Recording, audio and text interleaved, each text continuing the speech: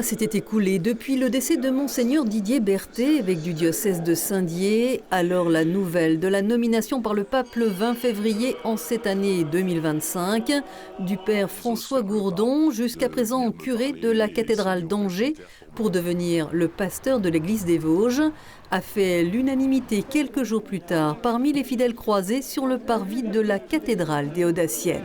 De la joie déjà, parce que depuis 1 an et demi, voilà. Donc c'est super, après ça fait pas longtemps que je suis sur Saint-Dié non plus. Donc pour l'instant, j'ai jamais connu les évêques à Saint-Dié. C'est très bien et ça manquait. Ça manquait, et puis on compte beaucoup sur lui, oui, pour l'avenir de notre église. Une grande joie pour le diocèse et qu'il soit proche des familles, voilà.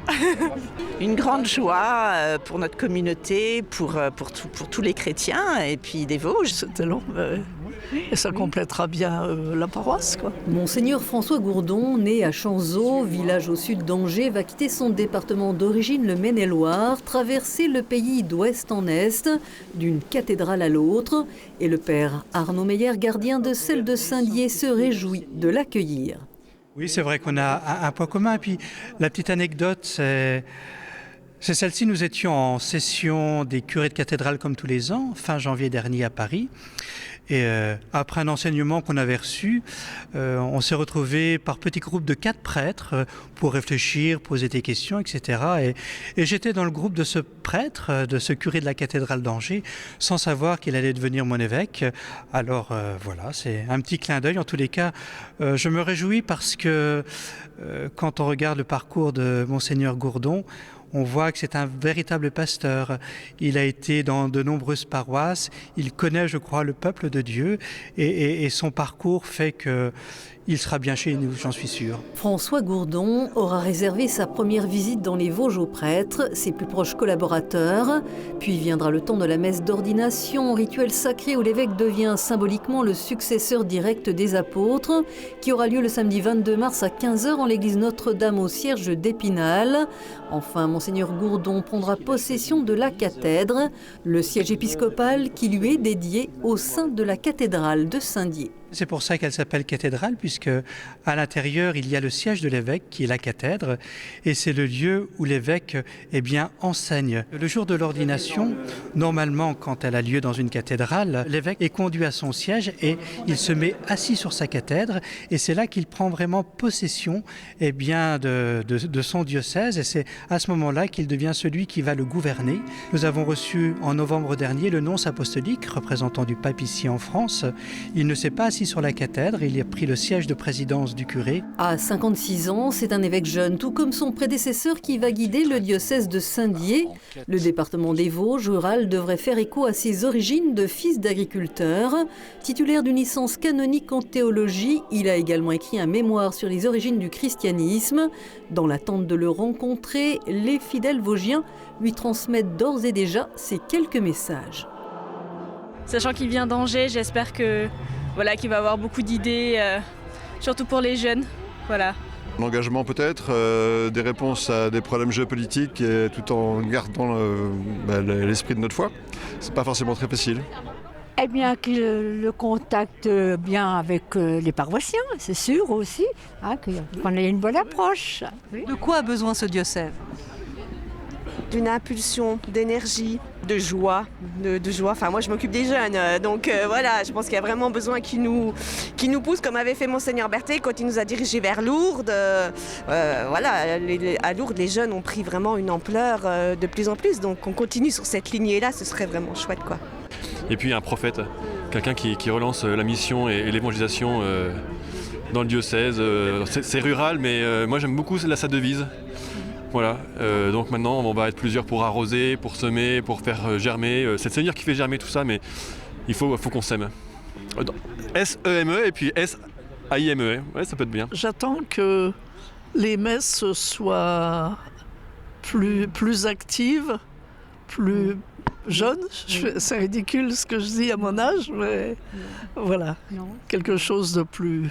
un peu plus dynamique. Saint-Dié a la chance d'avoir un évêque jeune, ce qui est formidable et qui a l'air plein d'entrain. Donc les Déodaciens lui souhaitent, j'imagine, bonne arrivée ici dans son église cathédrale. Il sera le 18e évêque de Saint-Dié. Pour clore ce magazine, voici ce portrait réalisé par la chaîne KTO, où Monseigneur François Gourdon se livre sur son parcours et adresse ses premières paroles aux fidèles du diocèse de Saint-Dié.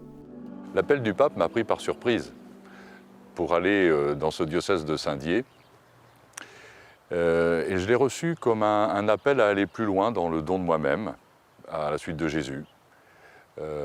Et puis, dans ces temps-là, il y avait dans l'Évangile, en Marc 1, verset 20, les fils de Zébédée qui ont été appelés par Jésus et qui, laissant leur père et ses ouvriers, partirent à la suite de Jésus. Et c'est dans cet esprit-là que j'ai reçu l'appel et que j'essaie d'y répondre. Mon parcours a été marqué par un ministère essentiellement paroissial, en rural et en ville. Ce qui m'a beaucoup marqué dans ce ministère, c'est l'accompagnement des jeunes, en établissement scolaire en particulier, puisque à Cholet, j'étais auprès des lycéens, et puis aujourd'hui, beaucoup auprès des étudiants à la cathédrale d'Angers. Dans mon ministère, j'ai été aussi membre du conseil presbytéral et membre du conseil épiscopal, comme vicaire épiscopal. Et là, du coup, être dans l'accompagnement des acteurs de la mission, ça a été quelque chose de marquant pour moi.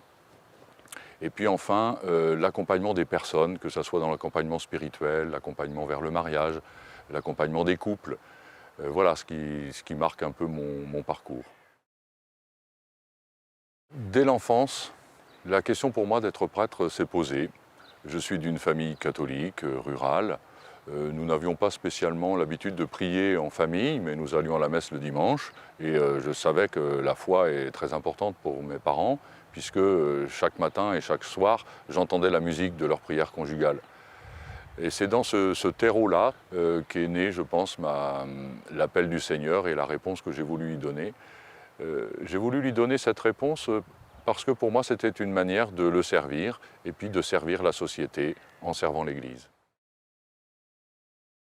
Les joies pour moi, c'est d'être témoin du cheminement de foi des personnes rencontrées, et être témoin de leur expérience de la rencontre avec Jésus-Christ et dont elles sont capables de dire des choses, parfois avec difficulté, mais c'est souvent très très fort. Et l'autre chose, c'est que le Seigneur nous donne d'être témoins de sa présence, de sa puissance dans la vie de ces personnes et dans la vie du monde. Et pour moi, c'est les joies profondes qui me rejoignent dans mon ministère. Quant aux difficultés, il s'agit de deux choses. La première, c'est pas facile d'aider les gens, d'aider les personnes à trouver leur place, leur juste place, tant dans l'Église que dans la société. Et parfois, certaines ont de la difficulté à reconnaître ce qu'elles sont pour pouvoir se positionner et prendre effectivement leur place. Et puis, la deuxième difficulté, c'est de ne pas s'enfermer dans des postures rigides qui empêchent ou qui abîment la communion dans l'Église entre les personnes. Un évêque, c'est un successeur des apôtres. Sa mission, c'est d'annoncer l'Évangile. Annoncer l'Évangile consiste d'abord soi-même à se convertir et à accepter de faire partie du message annoncé. C'est être témoin aussi de l'action du Christ et de la proximité du royaume de Dieu, tel que le dit le Christ lui-même au début de sa prédication évangélique. Et donc le rôle de l'évêque va être de stimuler l'Église dont il reçoit la charge pour être dans cette dynamique d'annonce de l'Évangile et de rendre compte de la proximité du royaume de Dieu.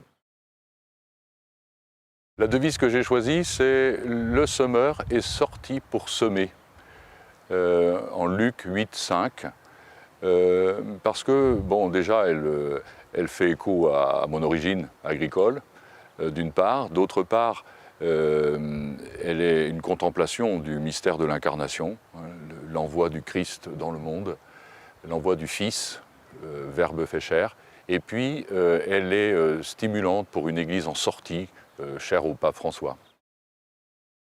J'ai vraiment le cœur gros de quitter Angers, l'Anjou, Mais c'est avec un immense merci que je quitte, parce que c'est cette église qui m'a enfanté à la foi, c'est cette église qui m'a appris la mission et l'importance de l'annonce de l'évangile pour être une église vivante.